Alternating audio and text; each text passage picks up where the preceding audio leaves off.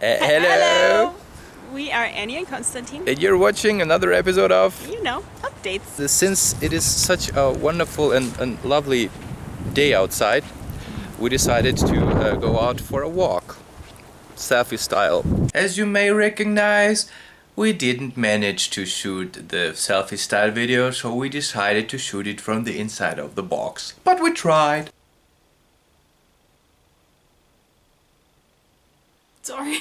So things are happening again in the world of Konstitutionelle Anarchie, and I am working still and always on the depression and anxiety life hacks, and I am making progress. It's still going a little bit slowly because at the same time I'm working on the application for the master's degree program that I am very much in love with and very much want to do, which will, if I'm a very, very, very lucky girl, also have a lot to do with Konstitutionelle Anarchie, because I really, really want to study social filmmaking and the idea that in the world we live in, making art has become a social connected sort of process that involves the audience not just in the last bit of the, consumption of the art, but all the way through, which is a thing that I'm very excited and nerdy about, and you should come over with a bottle of wine and I'll tell you all about it. So in the last couple of weeks, my work on Muktar was kind of slow,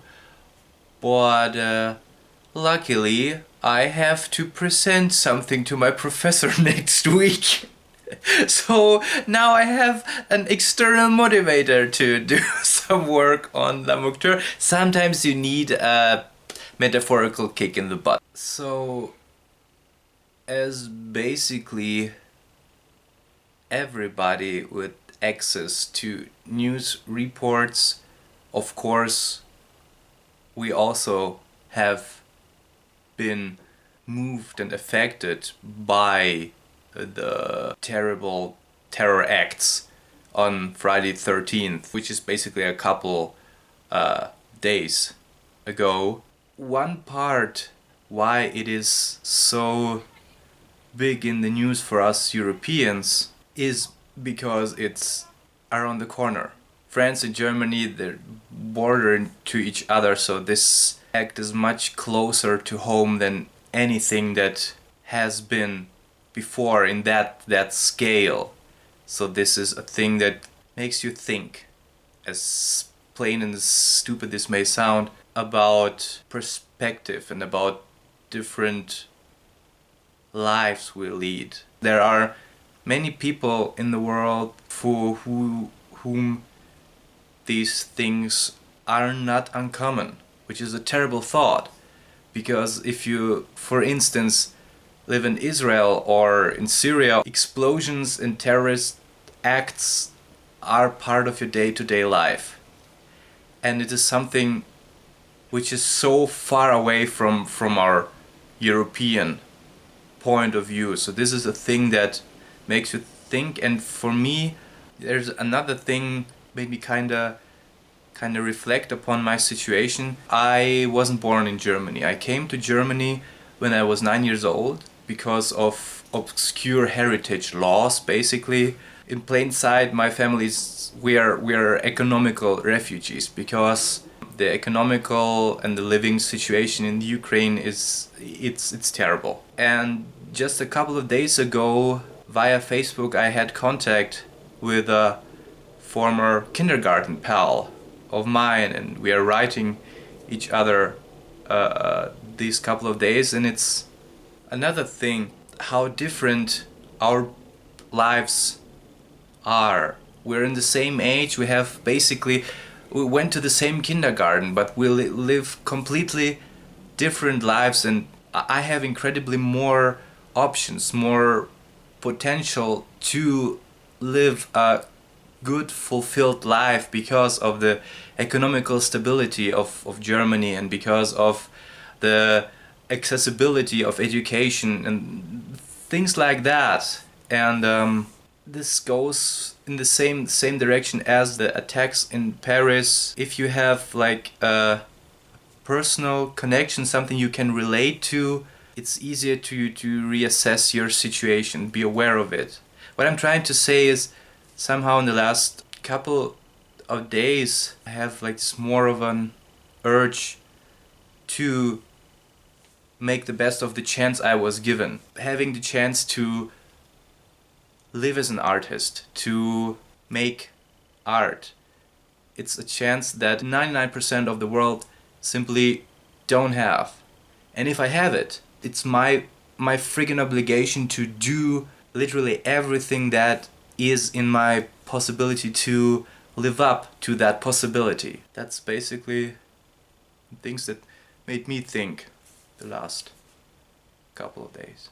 My thoughts this week kind of go in the same direction, and I couldn't quite grasp what I was thinking and feeling until today, when I was sitting on the floor in the school library looking at books about media psychology and media sociology and all of that stuff. And a lot of the book titles are very fear-based. It's always about how the internet has made us all move further apart and how we're all lonely, but we're all super connected, and how there's so much more violence now, and there's so much more bullying, and there's so much more callousness and awfulness and badness and everything that's terrible. And I am certain that there is a fair amount of truth to that, but it can't be everything that we're looking at, because we always have a choice of how we look at it. And a lot of the academic writing, a lot of the, highbrow writing about issues is always very critical, and in that it's very fear-based. It's about all the things that are bad about things, and all the things that could be bad, and all the terrible things that might happen from whatever development. And I see that exact same kind of approach and that exact same kind of reporting with recent events. And it's always that way. We look at things with fear and what could happen to us and how are we affected, and oh my god, we can't allow refugees into our country because they're going to bring crime and terribleness and poverty and everything that's bad. And what I think we need is to look at things from a perspective of hope and potential.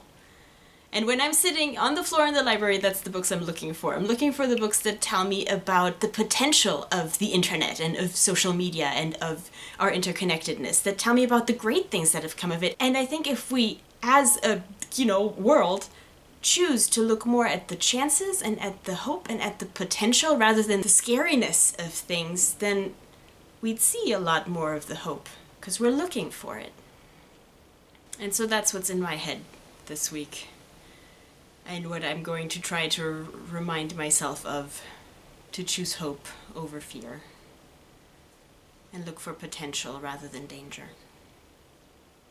So now I have an external motivator to do some work on La Muktar. Sometimes you need a metaphorical kick in the butt. Sometimes you need a literal kick in the butt. Sometimes you need both. I don't want a literal kick in the butt by my professor. This is what I'm responsible for, because you need to tell me. I'm not sure who needs to kick whose butt. Are you implying that you need to be kicking mine? I'm implying that I don't know whose butt needs to be kicked.